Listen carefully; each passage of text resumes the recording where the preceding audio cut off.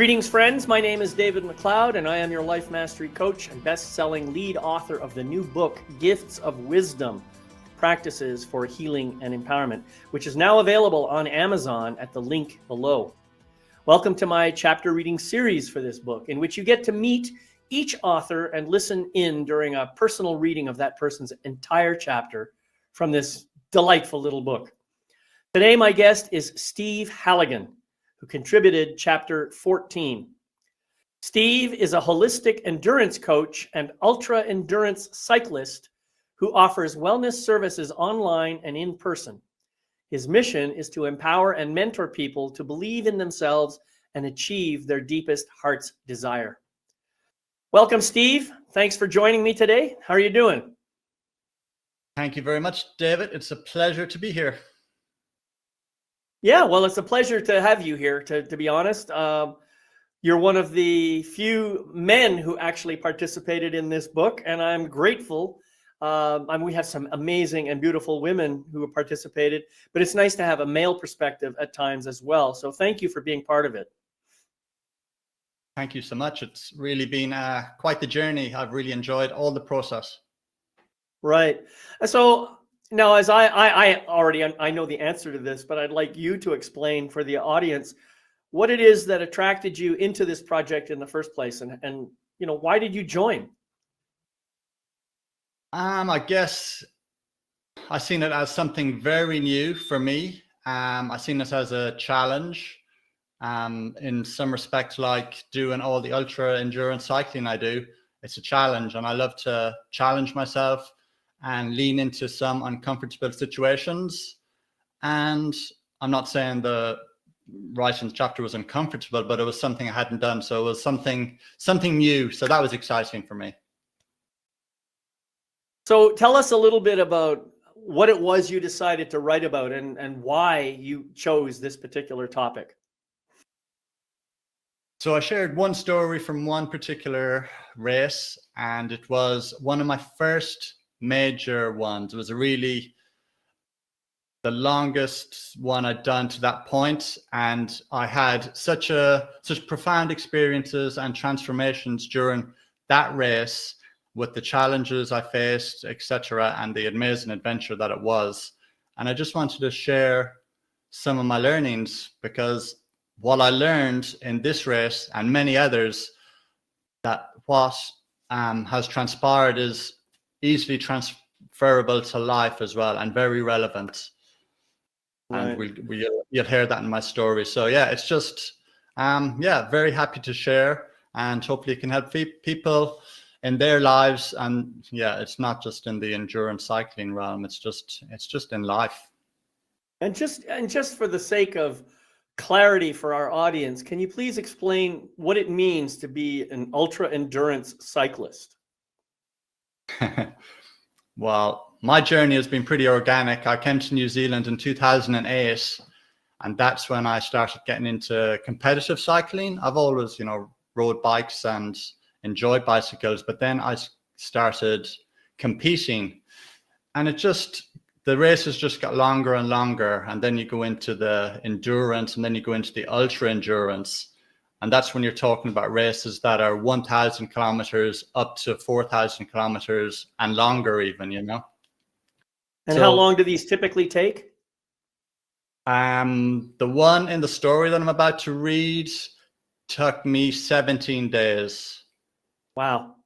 But and so 17 days, you're basically riding for 16, 18, 20 hours a day and getting maybe 4 hours of sleep or something like that? Is that what's going on? Exactly. Yeah, pretty much. Yeah. Wow. Well, that's impressive. And I just wanted to paint the picture, because not everybody knows what we mean by ultra endurance cycling. And so I just want to say, well, let's get into it. I want to hear your story. I want to hear it in your voice. So I'm going to ask everyone, let's all just pay attention here now as we listen in. Steve Halligan, as he reads chapter 14, Beyond Limits, Discovering Your Why to Know Your Purpose. Thank you. My story. The Tour Divide is the most iconic bikepacking endurance race on the planet, running since 2008. It's one of the longest and hardest. This is a no-frill setup, no entry fees, no sponsors, and no prizes event. You sign up, get to the starting line in June every year, and follow the route to Mexico unsupported. Simple, right? I swung my heavy mud-laden foot over my bike, clipped in and pushed down on the pedals. A horrible sound of crunching metal and grit reverberated through my bike and pierced the silence of the damp, murky forest surrounding me. My upper body tensed as I looked back to the source of this unnatural sound. My rear derailleur was sucked into the spokes of the wheel, twisted and distorted, caked in mud. What the fuck? My head spun and my heart sank. Despondent, I knew this was serious. Felt frozen. I took some deep breaths to calm my beating heart, pounding in my chest. The clock doesn't stop from the moment you roll out of Banff, Canada, and into the expansive wilderness of the Rocky Mountains. For safety reasons, and so family and friends can follow along online, all riders carry a tracking device that updates exact locations at regular intervals to a specific website. This has become known as dot watching. The route continues on dirt roads and trails through Montana, Idaho, Wyoming, Colorado, and New Mexico. The route avoids busy highways and big cities. It's breathtakingly beautiful and diverse, showcasing a huge range of terrain and wildlife. This is a massive feat of endurance, so attritional that between 40 to 50% do not finish each year. Racers face everything from snowstorms to searing heat in the 4,200 kilometer journey. It takes its toll physically, mentally, and emotionally, and isn't for the faint-hearted. I got into competitive cycling relatively late, in my late 30s. I remember thinking that riding 100 kilometers was insane. Now, in these races, I ride between 250 and 350 kilometers daily. A huge perception shift. In this race and others I've done, I typically ride between 18 to 20 hours a day, sleeping 3 to 6 hours each night. I often ride alone for the majority of the race. I love pushing all my limits and facing my fears in different scenarios. I'm constantly learning and putting more trust in my physical and mental capabilities. I've experienced the highest of highs and the lowest of lows, and always looked back with fond memories of each adventure. This race became a huge catalyst for me to discover a true passion and unearth a deep purpose. It graciously filled a void in my life. In the years leading up to it, I consumed blogs and videos and talked to previous racers. I was immersed completely in everything Tour Divide. I trained for months, I had big aspirations, I dreamed and visualized winning, and I was ready. And here I was, just 100 kilometers into my first day, looking down at my bike, covered in peanut butter mud, chain dangling without purpose, and my rear derailleur hanging forlornly. Only minutes earlier, I rode with vigor, still on the wave of adrenaline from the start. Now what? Where exactly am I? A long way from anywhere. I've got to get my shit together and figure this out. Many riders passed. Some shouted words of encouragement. Others just rode by, head down into the cold rain. I removed my damaged derailleur and attempted to make my bike a single speed by shortening the chain. Various attempts were annoyingly unsuccessful. I was now wet, cold, angry, and frustrated. Why me? Why did I have this bad luck on the first day? My dark thoughts complemented the dark skies. I was in victim mode.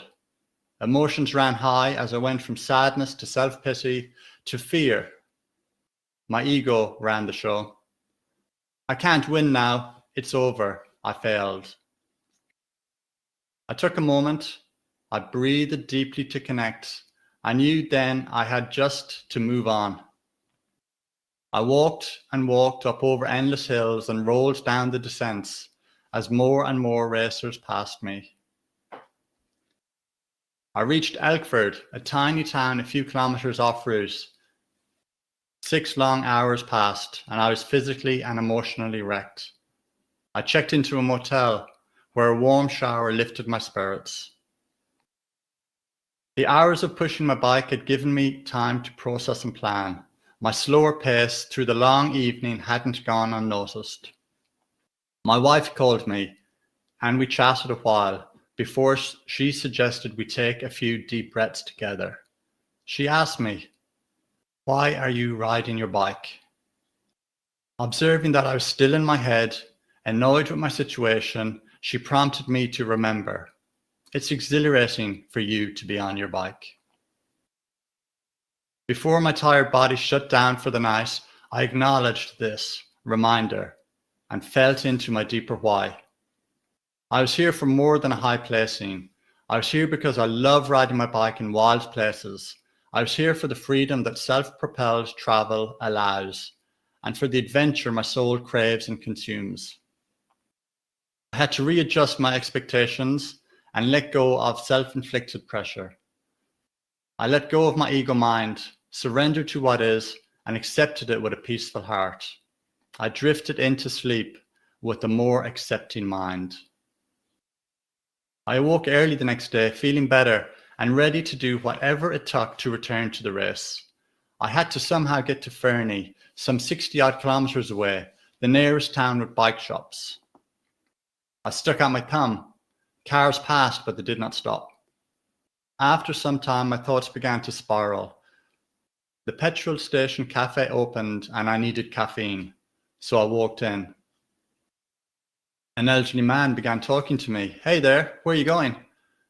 "My bike broke down yesterday and I need to get to Fernie to a bike shop to get it repaired." "I can take you as I'm going there to visit my brother." Forward momentum and a caffeine hit boosted my mood immediately. I was so happy. I threw my bike in the back of Albert's truck and we were off.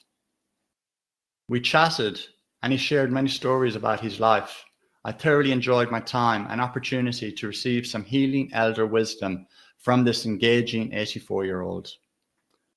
"I'll pick you up after your bike is fixed and bring you back to Elkford," Albert offered. "Amazing," I gleefully accepted. The rules of the race state that you have to rejoin the route where you left us, and that's what I did. I was immensely grateful for the kindness of Albert and everything that transpired that day. I lost about 24 hours and well over 100 riders passed me, but it was okay. My mindset shifted and I saw the race through a new lens. I rode out to rejoin the race route and felt tingles of excitement in my body. Hours passed over tough mountainous terrain before I rode back into Fernie, this time on 2 wheels and from a different direction. Darkness descended and I rode out from the comforts of town and into the wilderness once more. With long distances between towns, these moments can be crucial.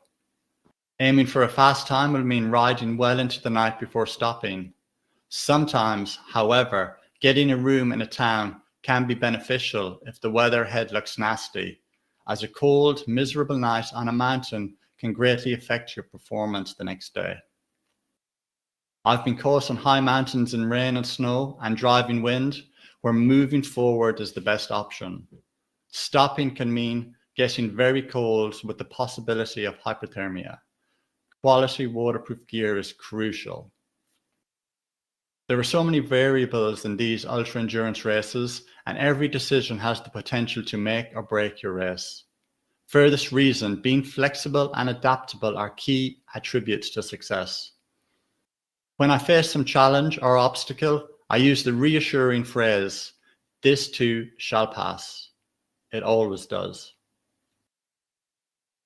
I was in grizzly bear country, so some discernment was required.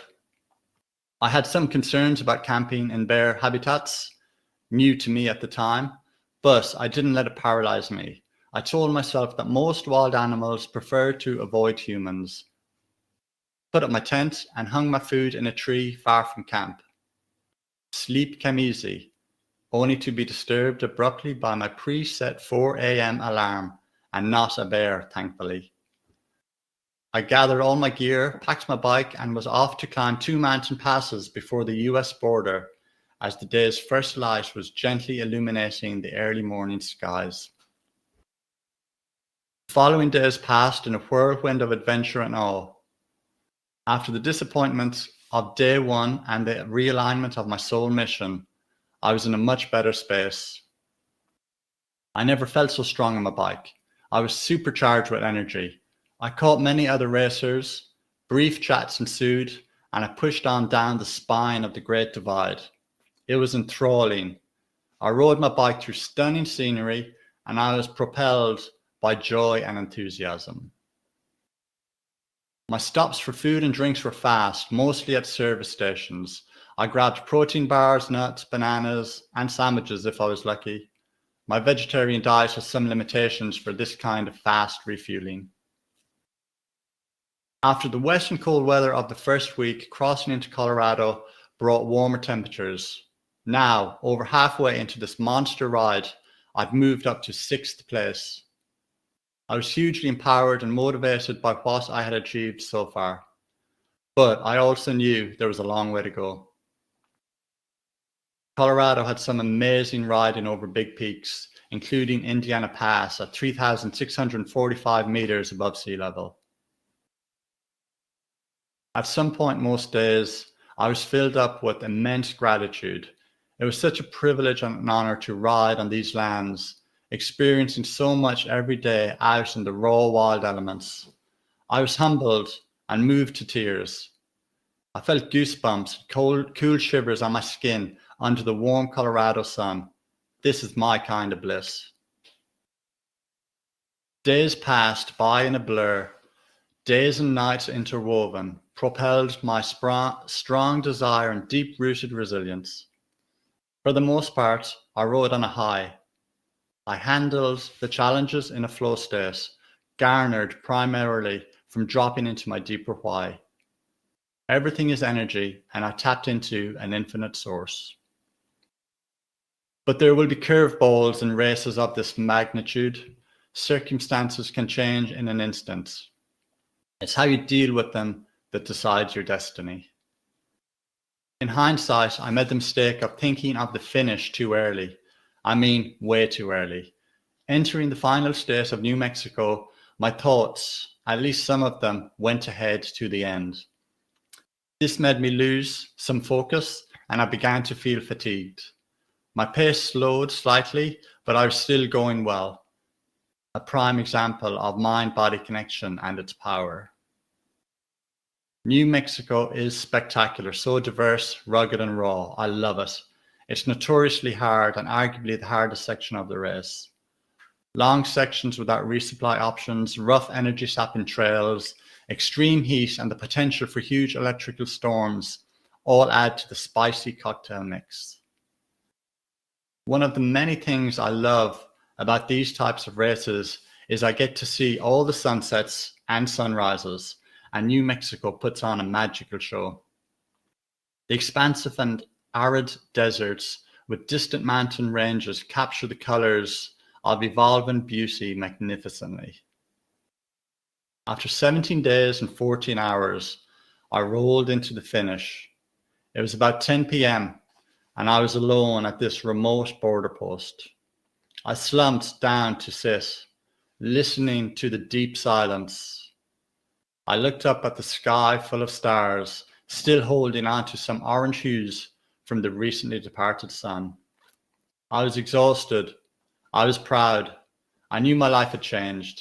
I had completed the biggest challenge I'd ever taken on. I had the biggest adventure of my life, and despite some very challenging moments, I overcame them and had a blast. I finished in 4th place. I returned to this race again in 2019 and 2023 with more incredible adventures and many more tales to tell. but that's for another book. The practice. What defining events in your life have gifted you tools? Have you recognized them and harnessed them to benefit you and others? What I love about my ultra endurance cycling journey these past 10 years is that all I learned can and does translate to life. This race was one of my defining moments. And below, I've summarized 5 tools I learned and have since helped me countless times. Number 1, breathe deeply. When the mud incident happened and I realized I had a serious issue, I learned that taking some deep breaths calmed me down and lowered my racing heart. Utilizing slow, deep breaths to activate the parasympathetic nervous system helps reduce stress and promote relaxation, enabling a calm and focused state of mind. There are various techniques, but you can keep it simple. Inhale through your nose, filling your lungs so your belly moves out, and then exhale through your mouth, emptying your lungs. Repeat. Consciously doing this at any time is very beneficial for well-being, as many people are unaware that they are shallow breathing most of the time. Even though I was still in the middle of nowhere, in the cold rain with a broken bike, I was now in a much better state to make decisions, to move on after some conscious breaths. Number 2, the bigger why. Ask yourself the bigger why, reflecting on your deeper purpose and motivation and understanding the underlying reasons behind your actions can provide clarity, helping you stay committed and inspired during challenging times. I had many hours to process my situation as I walked to the nearest town after unsuccessful attempts at fixing my bike. I looked at my predicament with a wider lens, which helped put things into perspective. This sucks, and I prefer if it was different, but here I'm in a new country having an epic adventure and it's only day 1. It could be worse. Number 3, surrender. Accept what is. Embrace the reality of your current situation. Accepting doesn't mean giving up. It means acknowledging the present moment without resistance, which can lead to calmness and the ability to respond effectively. I realized resistance wasn't helping my mental state. My mood would deteriorate and I had to surrender to the moment. What you resist will persist. Things didn't go as planned on day 1. I had to completely change my expectations from ambitions to winning outright to simply finishing. My newly discovered deeper why changed everything, and I surrendered. I was there because I love riding my bike and the freedom it brings. I love the adventure, I love the challenge, and so much more. There is nothing wrong with having big ambitions to win, if they come from a balanced place and a deeper perspective and not solely from ego, then they're okay. Number 4, adaptability. Cultivate the ability to adjust and evolve in response to changing circumstances. Being adaptable allows you to handle unexpected challenges with grace and continue to progress without being derailed by obstacles. These races throw up so many variables, such as weather, breakdowns, injury, etc., that I had to learn to be adaptable.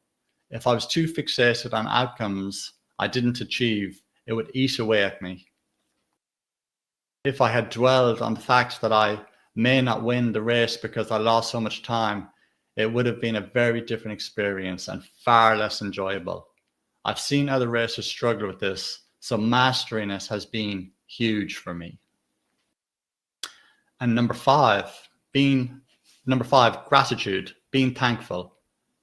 Practice gratitude by consistently recognizing and appreciating that you have what you have and where you are.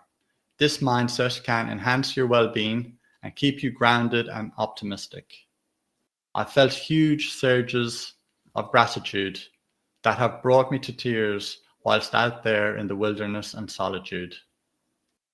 I've been practicing gratitude daily for years now and understand its power.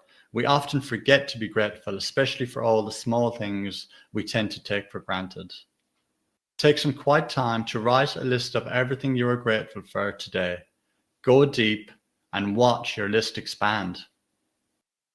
Can you see how these 5 tools can apply to many situations? And when practiced and implemented, the outcome is sure to be enhanced. I'll go deeper into all these practices and much more within my Holistic Endurance Coaching Program, and there are more insights and resources on my website. So let me just say, Steve, thank you so much for sharing that. That was, there's something about hearing the chapter read in the author's own voice that really touches me deeply. I've noticed that with all of the other interviews that I have done, and yours is by no means any different. And I just love it.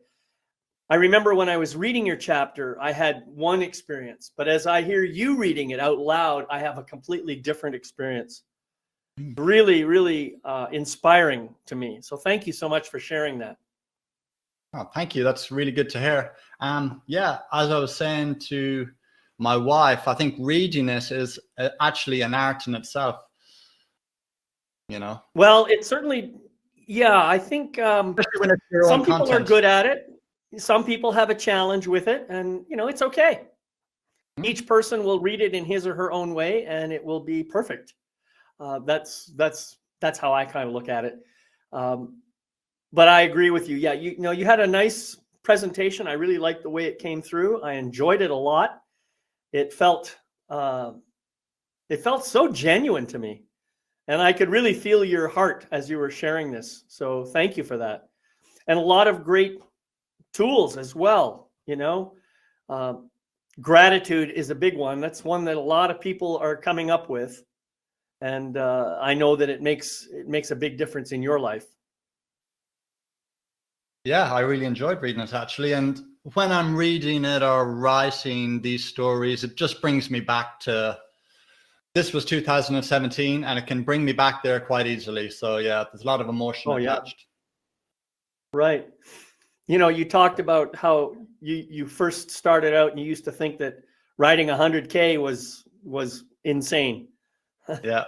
Well, I think I've done 100 miles on a bike, and I know how hard that is. So I can't imagine what it's like to ride, 4,200 kilometers. Yeah. That's mind-boggling to me. For years, I had to pinch myself that I'm actually, as the years went on through this journey of ultra endurance cycling, and my races got longer and I do a few a year, I used to really have to go, wow, I'm riding that distance in 2 weeks or 3 weeks or 1 week or whatever. It used to blow my own mind. Right? Yeah. Yeah. And it's something that I'd say 95% of the population, or maybe even more, 98, 99% of the population isn't even going to come close to doing. And so we just get to benefit from your experience and learn a little bit about what it was for you.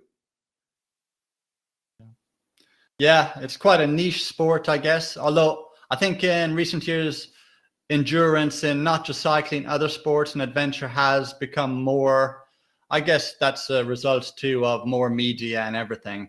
But there's some amazing people doing some amazing endurance events across all sports and that. But you're right, it's still out